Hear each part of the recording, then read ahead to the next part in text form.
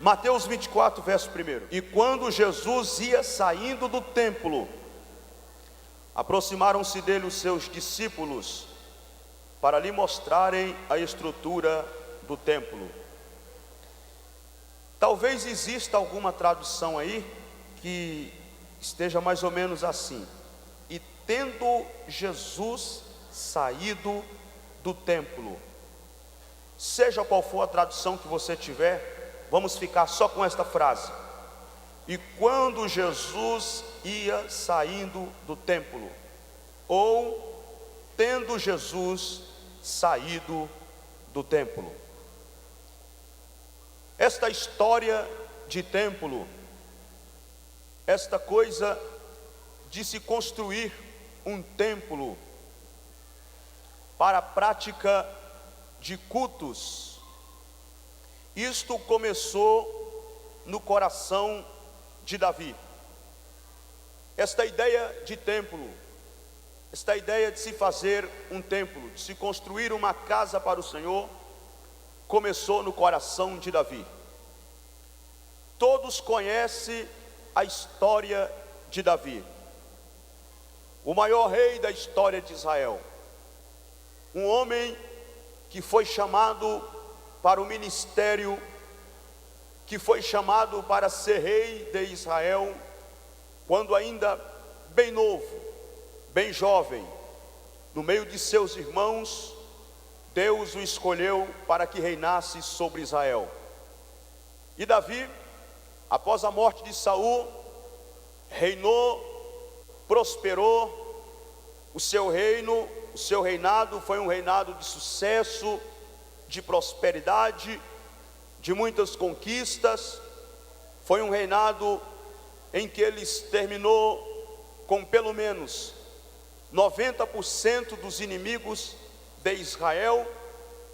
E embora Davi tivera alguns fracassos espirituais, mas Davi era o homem segundo o coração de Deus, o maior rei da história de Israel e o rei que mais teve êxito, sucesso e prosperidade durante o seu tempo de reinado.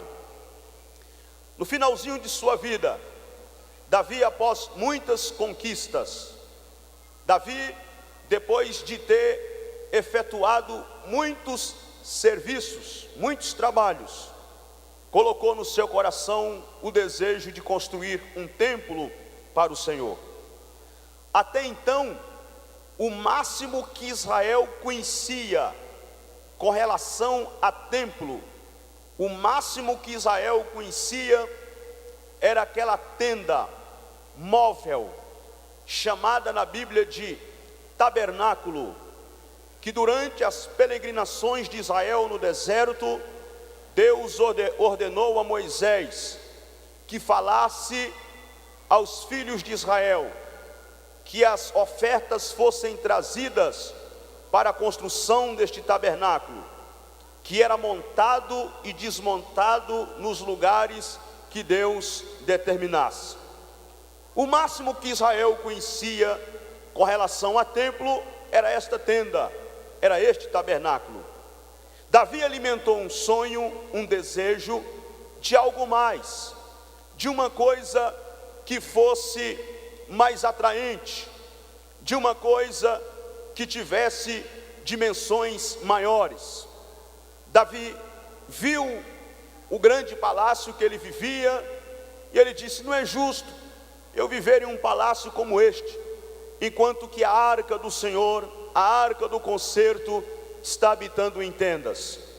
Ele contou este desejo para o profeta, e o profeta olhou para Davi e disse: faça, Davi, tudo quanto está no teu coração, certamente o Senhor será contigo. Mas Deus reprovou a atitude do profeta e disse para o profeta: vai até Davi e diga-lhes que ele não vai construir nenhuma casa para mim. Eu não quero que ele construa nenhum templo para mim, por dois simples motivos. Número um, que eu não pedi nenhum templo, eu não pedi templo para Davi.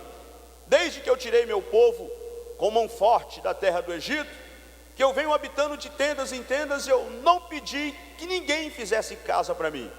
Número 2, eu não vou admitir Davi fazer este templo, porque ele é homem de mãos de sangue, matou muita gente, exterminou com muita gente, derramou muito sangue, promoveu muitas guerras, é claro que com o meu consentimento, mas Davi é um tipo de homem sanguinário. Eu acho que se fosse hoje, Davi não perderia nem para Bush. Deus disse: eu não quero que você levante esta casa para mim. Mas Deus gostou da proposta e disse: diga a Davi que ele transfira esta responsabilidade, esta tarefa para Salomão, seu filho, porque este sim eu autorizarei construir este templo para mim. Davi, no finalzinho de sua vida, a sua idade já avançada, chamou Salomão, aconselhou Salomão, deu a Salomão orientações, deu a Salomão conselhos, e Davi veio a falecer. Com a morte de Davi, Salomão, seu filho, reinou em seu lugar e começou a dar andamento neste grande projeto que era o sonho de Davi. O rei Hirão, que era o rei de Tiro, mandou ouro, prata, bronze, pedras preciosas, madeiras de acácia, de cetim, de faia, para que Salomão construísse este templo para o Senhor. Mandou também trabalhadores profissionais, homens que tinham habilidade para trabalhar com ouro, com a prata, com o bronze, com as pedras preciosas, com a madeira. E aquele grande empreendimento, aquela grande obra teve o seu início e começou a se desenvolver. Quando o templo foi construído, ao cabo daquela construção, o templo estava construído nos seus mínimos detalhes, as coisas tudo nos seus respectivos lugares. No dia da inauguração, diz a Bíblia que Salomão orou ao Senhor, e acabando Salomão de orar, a glória do Senhor invadiu aquele templo. A glória de Deus entrou dentro daquela casa, desceu fogo do céu, consumiu o sacrifício e o holocausto. A glória que permeou o seio daquele templo foi tão grande que os sacerdotes se perderam na ministração. Os levitas ficaram sem sequer poder entrar, porque a glória de Deus entrou naquele templo. O templo tornou-se algo de atração para o mundo daquela época. As pessoas viajavam de longe, quilômetros e quilômetros, para presenciar aquela grande obra. Vinham trazer presentes a Salomão, parabenizar Salomão e Israel, que se orgulhava de um templo com a imensidão que era aquele templo, um templo que naquela época diríamos que era o cartão postal do mundo daquela época. Com a morte de Salomão, Reoboão, seu filho, reinou em seu lugar. Por falta de sabedoria, por falta de experiência, aproveitou o ensejo da força dos jovens, que era conselheiros novos, porque o rei tinha duas classes de conselheiros: os velhos, os anciãos, e os novos. E a Bíblia diz que Reoboão tomou conselho dos novos, desprezou o conselho dos anciãos e aceitou o conselho dos novos, para que o jugo não fosse tirado de Israel, e que se o dedo mindinho de Salomão, seu pai, era pesado, o jugo de Reoboão seria ainda pior, ou maior, ou mais pesado do que o dedo mindinho de seu pai Salomão. Isto provocou uma fúria no meio de Israel. As tribos se dividiram, e agora Israel tinha uma democracia dividida: reino do norte, reino do sul. um que reinava em Samaria sobre Israel e outro que reinava em Judá. Só que os reis que reinavam em Israel pecaram mais. Os reis de Israel, todos eles pecaram, mas não sobrou um para contar a história. Leia primeiro e segundo livro dos reis, primeiro e segundo livro das crônicas, e você verá que não sobrou um para contar a história. Os reis de Judá já temiam mais. Houve reis que pecaram também, mas eram mais tementes, eram homens mais voltados a Deus, eram homens voltados mais a buscar a orientação de Deus. Os reis de Israel eram cruéis, perversos e pecadores, que não só pecaram, como induziam também o povo a pecar. No dia em que as tribos de Israel se dividiram, Deus usou o profeta Aías, e este tomou um vestido, rasgou-o em 12 pedaços, deu 10 pedaços nas mãos de Jeroboão e disse: se atentardes para a palavra do Senhor e fazer como a casa de Davi seu pai, o Senhor te confirma hoje o trono em tuas mãos. Porém Jeroboão foi o que pecou mesmo. Aliás, foi ele que deu o pontapé inicial para abrir precedentes para que os reis posteriores também pecassem. E a Bíblia apresenta no primeiro e segundo livro das crônicas, no primeiro e segundo livro dos reis, dois referenciais de reis, um positivo, outro negativo. O positivo era Davi. Todas as vezes que um rei agradava a Deus, a Bíblia diz mais ou menos assim: este fez o que era reto aos olhos do Senhor seu Deus, fez como a casa, ou fez como Davi seu pai. Mas quando fazia o que era mal, a Bíblia vai dizer mais ou menos assim: este fez o que era mal aos olhos do Senhor, pecando assim como foi Jeroboão. Desde então Israel passou a ter reis maus, perversos, que não só pecavam, como induziam o povo a pecar. E Deus levanta duas classes ou duas categorias de profetas. Deus levanta profetas que profetizavam, exortando o povo ao arrependimento, como foi o caso de muitos profetas no Antigo Testamento. E Deus levantava profetas que vinham denunciar os graves pecados cometidos pelos reis, como foi o caso de Elias, como foi o caso de Micaías, profetas que foram usados para denunciar o mau comportamento destes reis.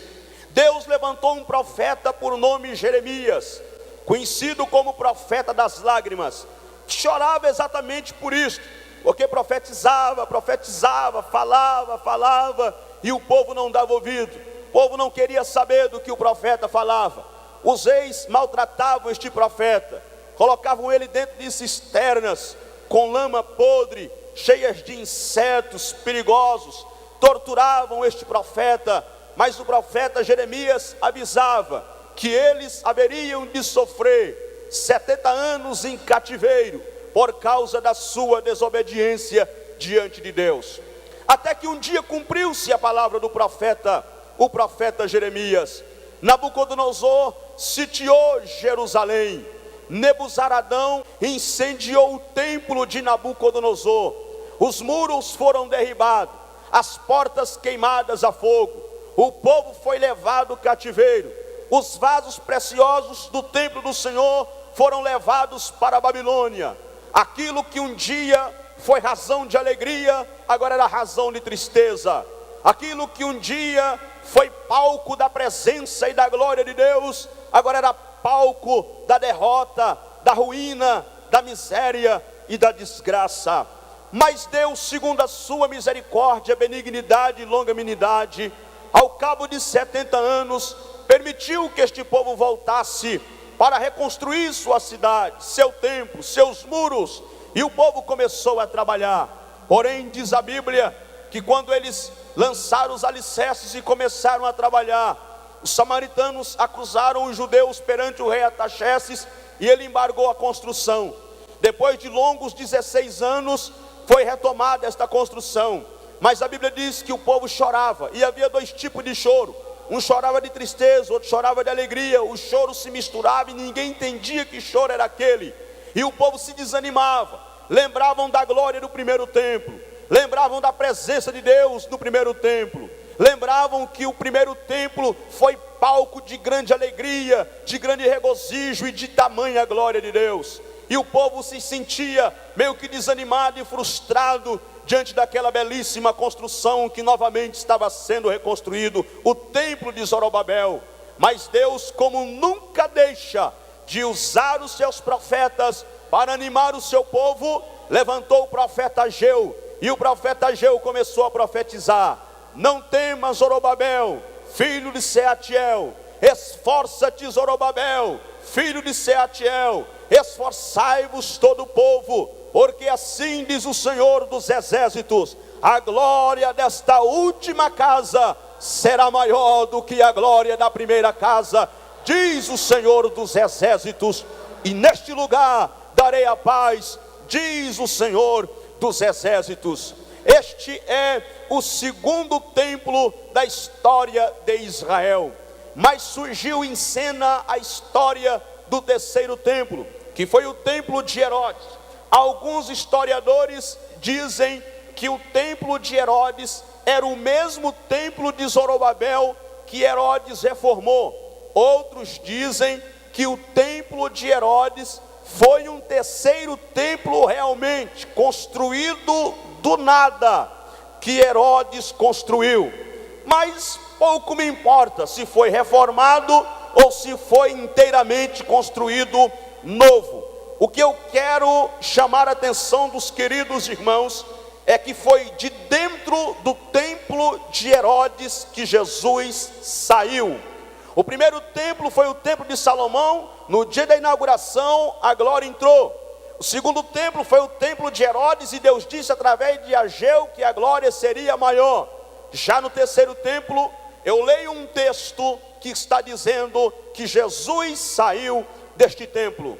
E isto me preocupa, e é esta mensagem que eu quero iniciar para você esta noite. Jesus saiu deste templo. Eu fico preocupado quando leio um texto como este. Isto aqui é razão para preocupação, porque eu não li para vocês um texto que diz que Jesus entrou. Eu não li para vocês um texto que informa a entrada de Jesus. Eu li para vocês um texto que informa que Jesus saiu. E pelo que me parece, o contexto vai mostrar que Jesus, nesse dia que saiu do templo de Herodes, foi para o Monte das Oliveiras, deu ali a lista de sinais escatológicos, e nunca mais Jesus retornou para este templo. Isto é preocupante. A Bíblia mostra em algumas outras referências a entrada de Jesus. Por exemplo, Jesus entrou na cidade de Naim.